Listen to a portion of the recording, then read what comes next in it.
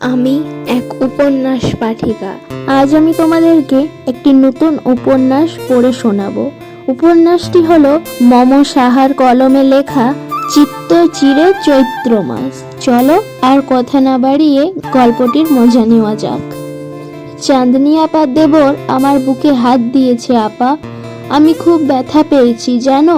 কি বিশ্রী ছোঁয়া।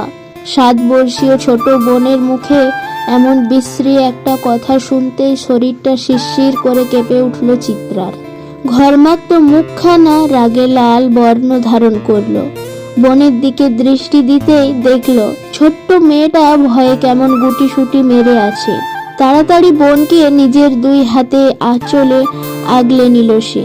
হতভম্ব কণ্ঠে বলল, দেখি তো আমার চেরি সোনা, জামাটা একটু সরাও। আপা একটু দেখি। সবচেয়ে নিকটতম ভরসা স্থান পেয়ে মেয়েটা নির্দ্বিধায় জামা সরালো। জামা সরাতেই আঁতকে উঠল চিত্রা। কেমন লাল হয়ে গেছে মেয়েটার সাদা ধবধবে চামড়াটা। কি ভীষণ বিশ্রী ভাবেই না ছুঁয়েছে এইটুকু বাচ্চাটাকে। ভাবতেই ঘৃণায় টইটুম্বুর হয়ে গেল চিত্রার শরীরের প্রতিটি শিরা উপশিরা।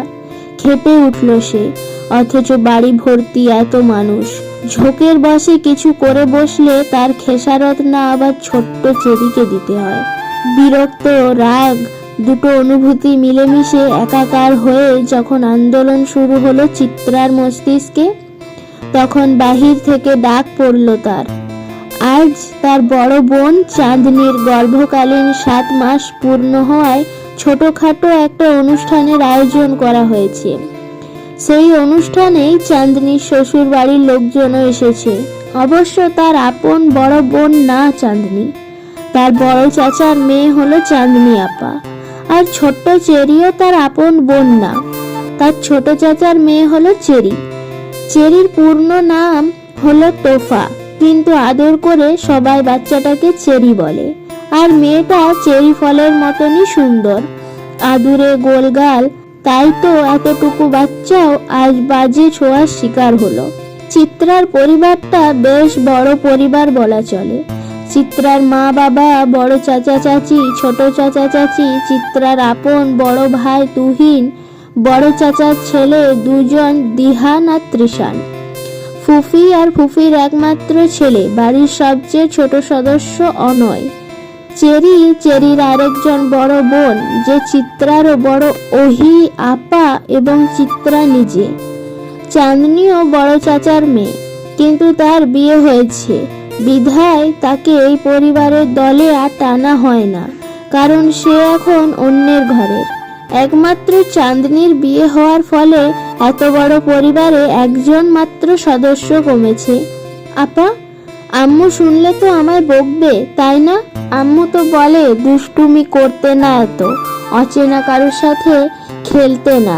আমি কিভাবে জানবো এই ভাইয়াটা আমাকে চকলেটের কথা বলে এমন ব্যথা দিবে? আমি আর দুষ্টুমি করব না আপা। চেরির এমন অসহায়ত্ব দেখে বুক ভার করে কান্না এলো চিত্রার। বয়ঃসন্ধির বয়স তো, তাই আবেগের স্রোতে কান্নাটাই আসে প্রথমে।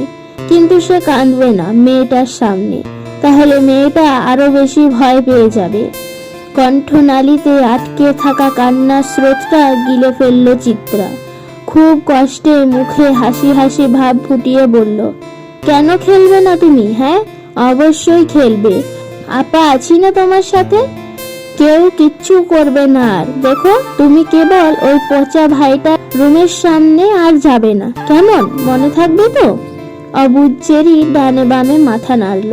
কি নিষ্পাপ ছোট্ট মুখখানা, টানা টানা মায়া মায়া দুটি চোখ বাচ্চাটার। অনেক ফর্সা আর স্বাস্থ্য ভালো হওয়ায় ভীষণ আদুরে লাগে মেয়েটাকে। আর এই ছোট্ট মেয়েটার শরীরে হাত দিতে নাকি বাঁধেনি ওই লোকটার। কিছু তো একটা ব্যবস্থা করতেই হবে, এত সহজে তো আর ছাড়া যাবে না অসভ্য লোকটাকে। বোনের মুখখানা ধুইয়ে দিয়ে সুন্দর করে চুলগুলো বেঁধে দেয় চিত্রা। কান্না করতে করতে লাল হয়ে গেছে বাচ্চাটার মুখ। পারে না যেন বুকের সবটুকু স্নেহ ঢেলে দেয় মেয়েটার তরে। চেরিকে তৈরি করিয়ে চিত্রা নিজেও গোসল করে এলো। মাত্রই কলেজ থেকে এসেছিল সে, সামনে উচ্চ মাধ্যমিক পরীক্ষা তাই এখন নির্বাচনী পরীক্ষা অনুষ্ঠিত হচ্ছে কলেজে। সেই সুবাদে বাড়িতে অনুষ্ঠানে থাকা সত্ত্বেও তাকে কলেজ যেতে হয়েছিল। সে অবশ্য তত উন্নত শ্রেণীর ছাত্রী না, কোনো মতে চলনসই রেজাল্ট হলেই সে সন্তুষ্ট। ভাদ্রের উত্তপ্ত গরমে পরিবেশ ঘর্মাক্ত, আর সেই গরম দিয়ে এসে হুট করে এমন ঘটনার সম্মুখীন হওয়াতে বিরক্তিতে তেতো ভাব চলে এলো তার শরীরে। গোসল করায় আপাতত কিছুটা শান্তি মিলেছে। গোসল করে লাল টকটকে একটা 3 পিস পরল চিত্রা।